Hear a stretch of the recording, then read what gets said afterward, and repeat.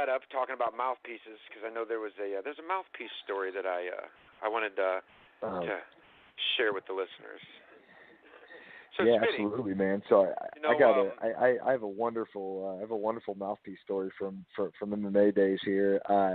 It involves my good friend Kenny Robertson as well. So, oh man, here we go. So I'm sure there's a funny MMA name for people like this, but basically he was a guy that he wanted to fight, and he was one that some of the managers in the area would use to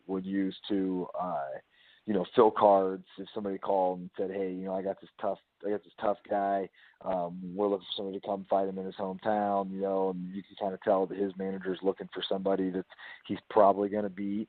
You go and grab this guy from the gym, So right. we had one of those guys, David K. He's from Canton, my hometown. I actually went to high school with the kid. He's a complete turd. I mean, we're talking like he literally went to jail for like stealing from his own parents' house and shit. He's a turd. So just terrible person. Douchebag material for sure. So literally he goes to a fight at Hammond, Indiana, and him and Kenny are both fighting him and Kenny are in a hotel room together. That was that Cage Rage over there? No, it wasn't Cage Rage. It was what was the name of the event? It was C3 Fights. It was called. It was a few years. It was like right after Ironheart Crown up at the same venue at Hammond, Indiana. So it was just a few years after Ironheart Crown, basically. And so quite literally, it's C3 Fights are up in Hammond, Indiana. They go up there on Friday.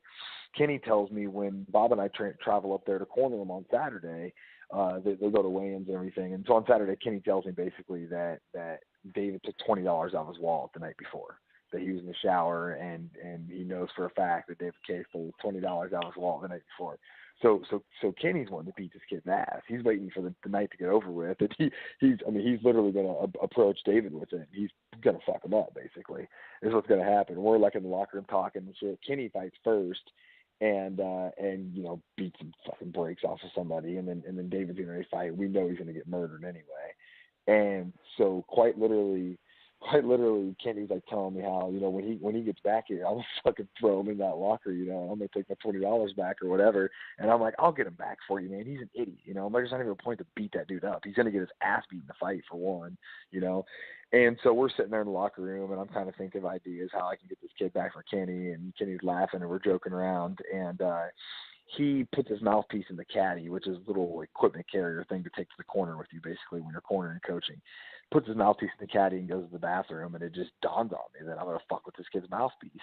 Well, there's not, I got like a minute here or something, so I don't have a lot of time to come up with something genius. So I take his mouthpiece, start rubbing it on my balls first, and then it just goes a little step farther, and I start rubbing it on my butt, and next thing you know, I literally got his mouthpiece basically, just rubbing it on my ass, literally around the little O-ring and everything.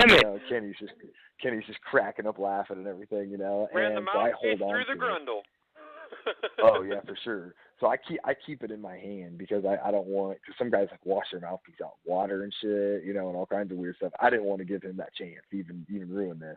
So I literally held it in my hand, and I was like, all right, David, I got your mouthpiece, man. I'll put it in your mouth when we get up to the cage.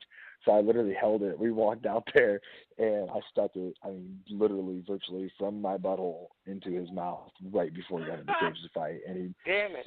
We never told him or anything. It was basically just this free pass for stealing $20. He just fought with a shitty mouthpiece. So, and then he got fucking the shit beat out of him, too. It was pretty funny. Holy smokes, dude. How's that mouthpiece? Oh, yeah, man. Did he win the fight? That's what I want to know. Did he win the fight? No, he got beat down. He just got the shit beat out of him. So not only does he take an ass whooping, he's got a shitty mouth. God damn it. Yeah. That's a bad night. 1, 2, 3, 4. Almost every day, I see the same face. A broken picture too. It's missing attitude. If you can see yourself, you put you on a shelf. Your verbal masturbate, bottles to nauseate. Today I play the part of not parent.